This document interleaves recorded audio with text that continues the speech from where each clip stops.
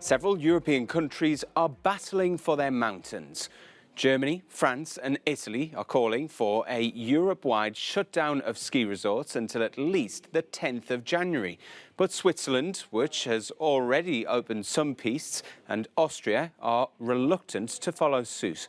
The Austrian mountainside party destination Ischgl is set to open in mid-December. It played a key role in the spread of the virus during Europe's first wave after local authorities failed to contain an outbreak. Governments are trying to weigh up allowing people to celebrate Christmas while also preventing a third wave of COVID-19. Louise Miner has our main story. The Christmas break will be very different in Europe this year, as we know. In France, bars and restaurants will remain closed until January the 20th. But the Prime Minister is encouraging French people to visit its 350 ski resorts. Some across Europe were previously coronavirus epicentres back in March. Of course, it will be possible for everyone to go to ski resorts to enjoy the pure mountain air and the shops that will be open. Except bars and restaurants. Simply put, all the ski lifts and public facilities will be closed to the public. It follows the German Chancellor seeking a common approach in the bloc to keep ski resorts shut until early January. Even though France and Italy have backed the idea, Austria has raised its concerns. But Angela Merkel called for patience as the virus restrictions are extended to at least December the 20th. Today, 4 weeks later, we can see that these measures have led to a reduction in contacts of about 40%. The dramatic exponential growth of new infections has been halted. And it's impossible to imagine where we would be today if we'd not been willing and able to make this national effort 4 weeks ago, when it was literally 5 to 12. Meanwhile, in the UK, the Christmas period will also be very changed to other years. The Health Secretary says England will continue to face tight restrictions on socialising and business. From December the 2nd, the majority of England will be in the top 2 tough tiers. Louise Miner, Euronews. For more on this, let's cross straight over to Brussels, where we can speak to our political editor, Darren McCaffrey. Darren, how many times have we spoken to each other about European leaders trying to find consensus and coordinate things, and yet again, the talks are on a slippery slope?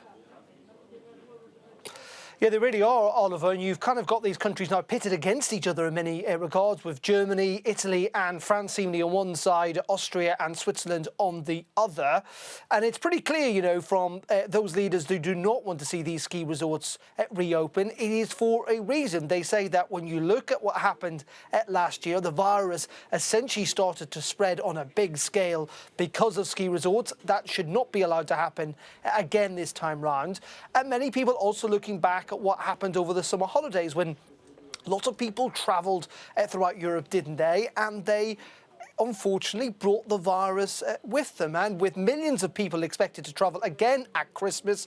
In addition to that, with ski resorts, it is potentially a recipe for a third wave. Now, how has the European Union reacted to all of this? Well, they say, Oliver, it's not us, Gov. Essentially, you know, the EU, when it wants to, says, well, it's not really our decision. It's up to national governments to make that decision. Again, you're right in pointing out a recognition to a large degree that national governments are acting in what they think is their own interest, particularly the Austrians in this, saying that they feel that their resorts are so important to their economy and can proceed safely that they should be allowed to reopen. Now, I had a chance to speak to one German MEP. He's in the same party as Angela Merkel, Peter Lesser, and I began by asking him, he also serves as a doctor, I should say, by what he thought about ski resorts opening and whether he thought it was a good idea. Maybe surprising for many people, I think it's a good idea when the figures are down. You know, I enjoyed my summer holiday in Bavaria. I had to wear a mask when I used the cabin, the cable car. If the figures are down, if we are able to bring the figures down until, let's say, February, then I'm in favor of skiing, but I'm strongly against après-ski, because the problem in the last winter was not skiing. The problem was après-ski, making party, meeting people in a closed room with many, many people crying out loud.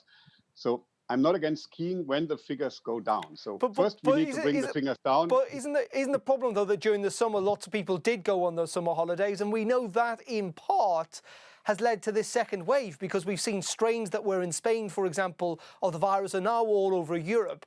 And even when the infection rate is down, surely just travelling around and socialising and going on holiday, whether it's in a ski resort or on a beach, it means that you are potentially going to help spread that virus. Yeah, we shouldn't repeat the last summer in this winter, even not in February or March.